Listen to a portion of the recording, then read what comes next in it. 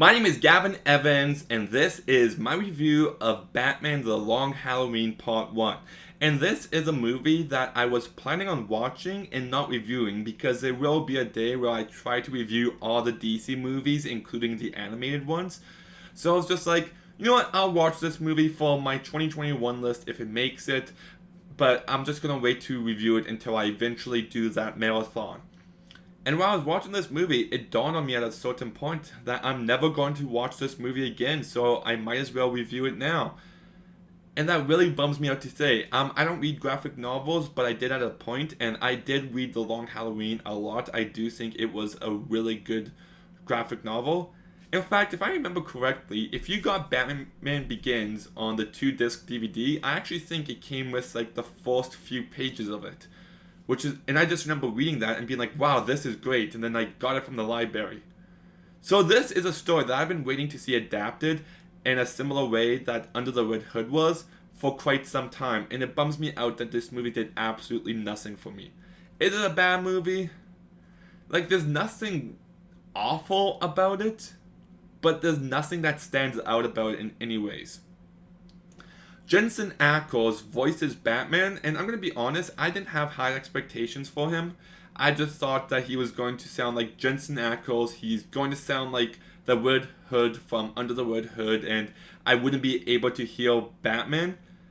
But I actually thought he was a really good choice for this movie. I actually think he gives a great voice performance as Bruce Wayne. Troy Baker voices the Joker, and I think he did a great job here.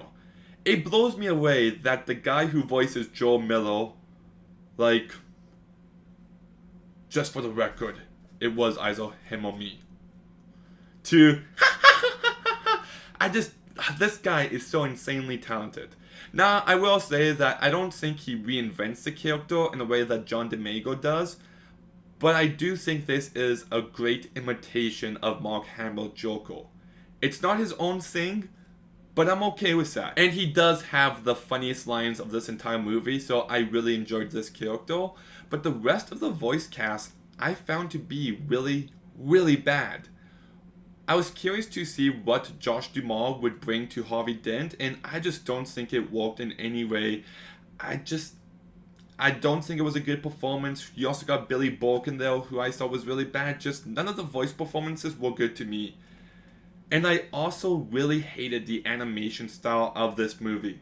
Now, when I saw the trailer for the first time, I'm like, oh, I don't like the look of this. But maybe I'll like it while watching the movie. And no, it just looks very cheap. It looks very lazy.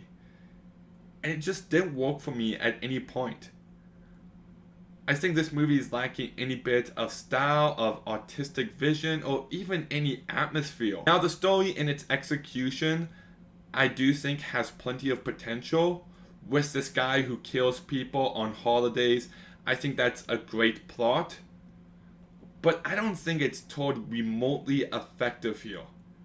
This movie, while watching it, just did absolutely nothing for me. It just feels like it meanders, and for an hour and 20 long minute movie, I think this movie was way too long. In fact, they separated this movie into 2 different parts, and maybe it would have been better just to make one 2 hour long movie.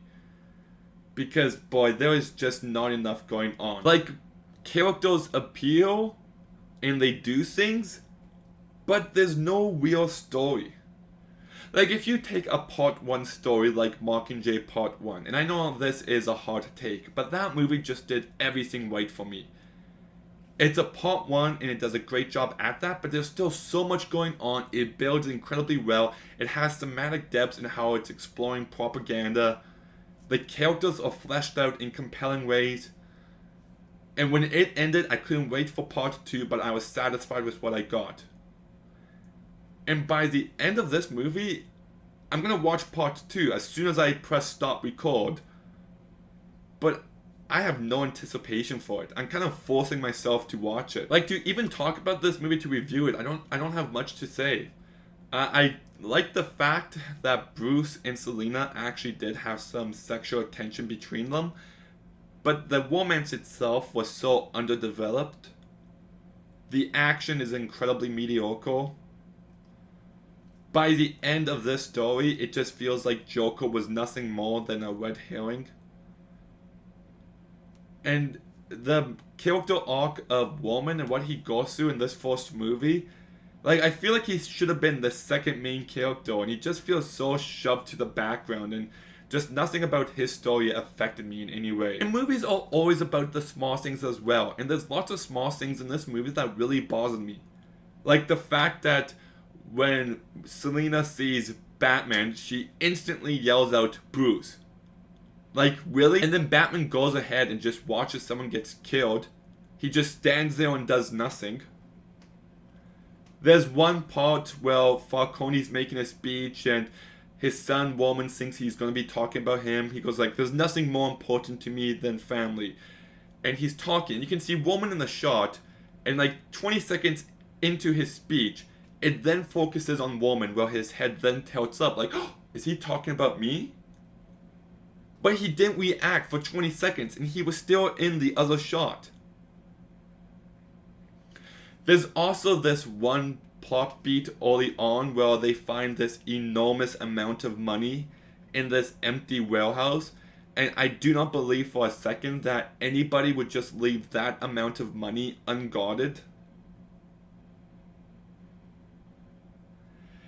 And it's just a movie that did absolutely nothing for me. I wish I actually cared about the partner relationship between Batman and Harvey Dent and Gordon. And I wish it explored Bruce's friendship with Falcone more. I think that would have been a very interesting element. But by the time this movie ended, I'm just like, that's it? This is the movie that so many people love? I honestly don't get it. There's not a single exceptional element to it. Like I said, I like Jensen Ackles, I like Troy Baker. There's some entertaining moments with the Joker, but that's as far as I can go with my positives. I wouldn't say this movie is ever awful, but I would say it's pretty uneventful and boring.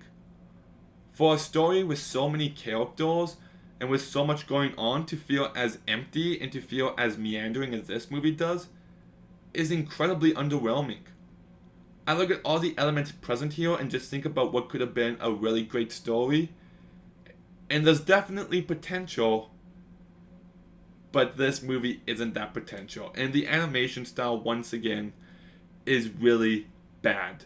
So I'm going to go ahead and give Batman The Long Halloween Part 1 a 4 out of 10. I'm about to watch the second one in like 2 minutes, so hopefully I like it better. But what did you think of Batman The Long Halloween Part 1? Let me know in the comments down below. Make sure you like, make sure you comment, make sure you subscribe. Stay tuned for some more videos soon, and Gavin out.